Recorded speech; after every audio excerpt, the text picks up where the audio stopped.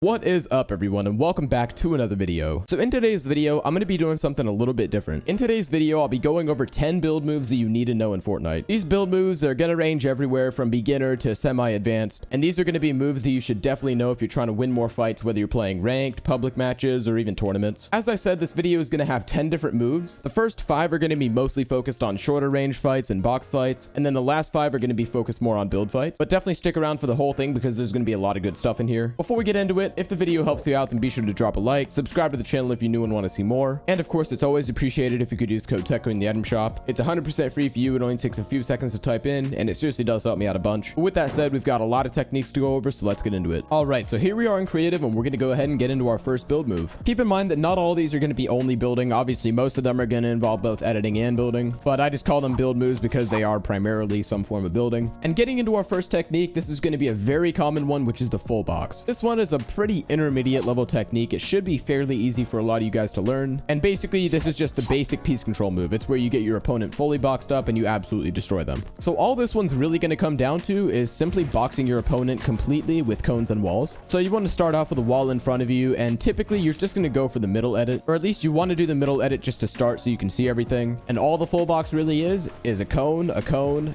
and walls all around. So from your opponent's perspective, when you do this to them, there is nothing they can do. All they can really do is look away from you and pickaxe out or shoot out of the box, and by that point, you've easily shot them. Now, as I said, there are alternative ways to do this, so you can do it with this wall right here. In fact, I would say that might be a little bit easier, especially because you can have that right-hand peek. The issue with using this middle tile right here is the fact that you do have to expose yourself a lot more to get these walls around them, whereas with this, you can actually just stand right here, not get shot at, and then you have them fully boxed up. And there is one more variation of our full box that I want to show you guys, and all this really is for when you know your opponent is editing out to the side, like here. Basically, I want to try and have the right hand peek, and all I want to do is just that. So basically, you edit through, you have this right hand peek, you place your cone, wall.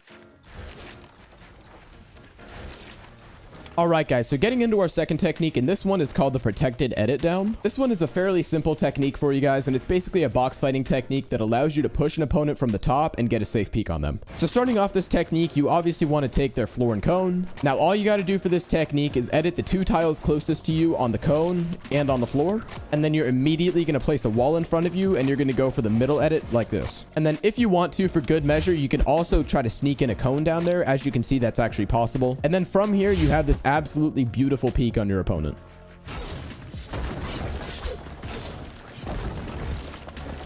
So getting into our third move for this video, and this one is going to be laughably simple, honestly. And this one is known as the basic cone slide. So you're going to want to start off, obviously you're pushing a box here, and you're just going to post up outside of their box however you want to. I typically like to do this just standing on a ramp. And all you're going to do here is you're going to take this wall like you normally would, and you're going to do whatever edit you want to do, and you're simply going to immediately slide a cone inside their box. From the opponent's perspective here, obviously they have their builds around them, but to get away from you, they have to fully edit out, and by that time, you're going to hit them with a big shot. This is also something you can do from the side. If you set up on the side of their box, you simply edit through like that. But overall, however you decide to do it, getting that cone inside of somebody's box is so important, and it's really important to practice just getting that in a fluid motion.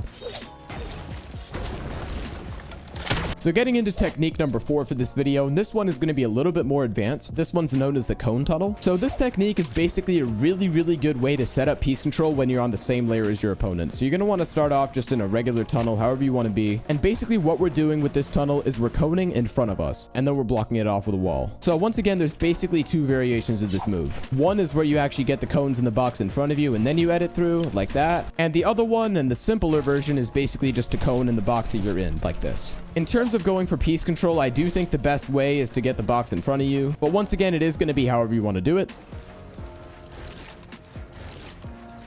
The only downside with this technique is that you're pretty exposed from the side, so you want to make sure that you're actually going towards your opponent while you're doing this and not just doing this for fun in the open. Alright guys, so getting into technique number 5 and our final technique for the box fighting section, and this one is the ramp cover tunnel. So this technique is actually a pretty simple one fundamentally. It's basically just a tunnel where you ramp above you. Basically, all you want to do here is you're going to be tunneling, and you're going to place ramps on top of you between each tunnel, just like this. So essentially all we're doing is we're doing our floors, our walls. And then as you get towards this wall, right before you edit, you want to place that ramp above you, immediately push your edit button, and then go through. So the purpose this really serves is that if your opponent is trying to pressure you, say they're on top right here or something like that, it gives them a lot more obstacles that they have to shoot through. Obviously, even with wood, they still struggle to get through it. Although it's not as covered from the back, it also does create a very big barrier. If somebody's on the same level as you, they have to shoot through all of this. They're probably going to run out of ammo before they get to you. So with that said, guys, getting into technique number 6, and this is going to be our high wall side jump. It's a very simple technique fundamentally, but it is really, really hard to get down. What you're basically doing here is you're going to have your cover above you just like this. Doesn't really matter what situation you're in as long as you have a cone and floor. And what you're going to do is side jump, and you're going to flick up and then flick right back down. So we're going to try to get 2 walls up here and then catch ourselves on the floor and ramp. So it's going to look something like this. So as you can see here, I'm on my ramp and we actually got 2 layers right here. Getting into our next technique though, and this one is called the high wall thwifo cone. So as you probably know, the regular thwifo cone is a pretty basic technique. You wrap walls around you and you get the cone behind you. But what this technique does is it actually sets you up in a much better position to go for retakes or basically whatever you want to do. So for this technique, we are literally just doing a regular thwifo cone except with a high wall. So it's going to look something like that.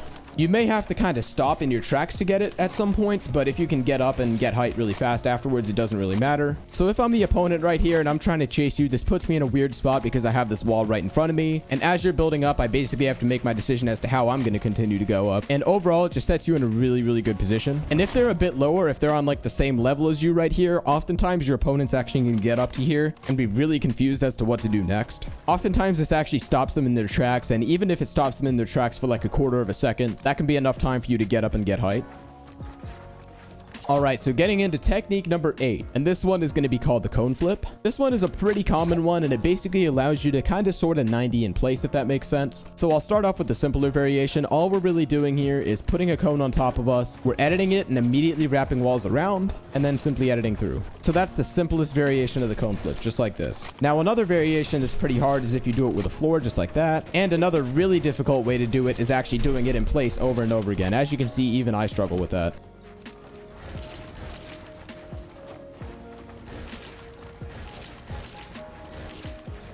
So with that said, getting into our next technique, and this one is fairly simple. This one is the ramp flip. So really, there's not too many situations where you're going to do ramp flips over and over again. Although technically you can, you would basically just do something like this. Just over and over and over and over again. You would ramp in the same direction, flip it just like that. But as you can probably tell, it's not the most efficient way to get up. So typically when you're using this ramp flip, it's going to look something like this. You're building up, you're doing your thing. All of a sudden you wrap these walls around you, go for your ramp flip and build up.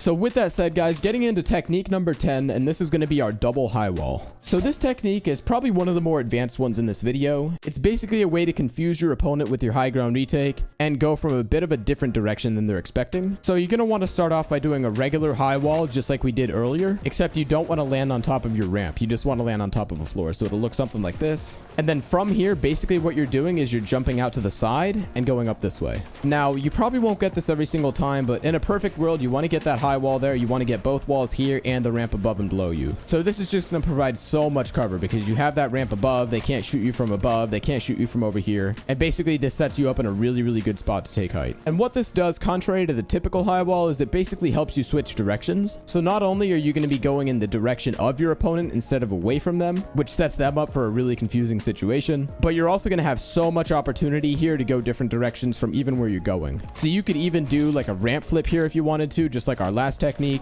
or you can jump out even further to this side and then go up. And overall, this double high wall sets you up for so many really, really good situations. I would say this is not a super difficult technique to learn in terms of just being able to do it. The real hard problem is being able to get it smoothly, consistently. As you can see, I messed it up there. But being able to get your high wall down and get this and those ramps all in a fluid motion, it does take some time. But hopefully with a decent amount of practice, the intermediate to advanced players out there can probably get this down pretty quickly. But with that said, guys, that's going to wrap it up for our 10 build techniques. The biggest piece of advice I can really give you guys in terms of learning all 10 of these techniques is simply to do them over and over again. I recommend you pick one technique at a time that you want to focus on specifically. You really get that technique down, you learn it as best as you can, and then you move on. You can even do these as part of your warm-up. For example, when you're free building or something like that, you spend some time just practicing a couple of these techniques. Whatever you want to do, but overall, hopefully these techniques help you out. And with that said, let's wrap up this video. Well, with all that said, guys, that's going to wrap it up for today's video on 10 build moves that you need to know in Chapter 4 Season 3. Overall, we did cover a lot in this video, but hopefully, if you take some time to practice all these techniques, they should help you dramatically in terms of winning more fights and just becoming a better player overall. If you found the video helpful, then be sure to drop a like on it. Subscribe to the channel if you're new and want to see more. And of course, it's always appreciated if you could use code TECHO in the item shop. It's 100% free and it does help me out a ton. And lastly, guys, let me know if you guys want to see more of these technique type videos in the future. These do take a little bit more time to research and kind of plan out, but I'm more than happy to do it if you guys want to see more of it. But with all that said, guys, thank you all for watching this video, and I'll see you guys in the next one. Bye for now.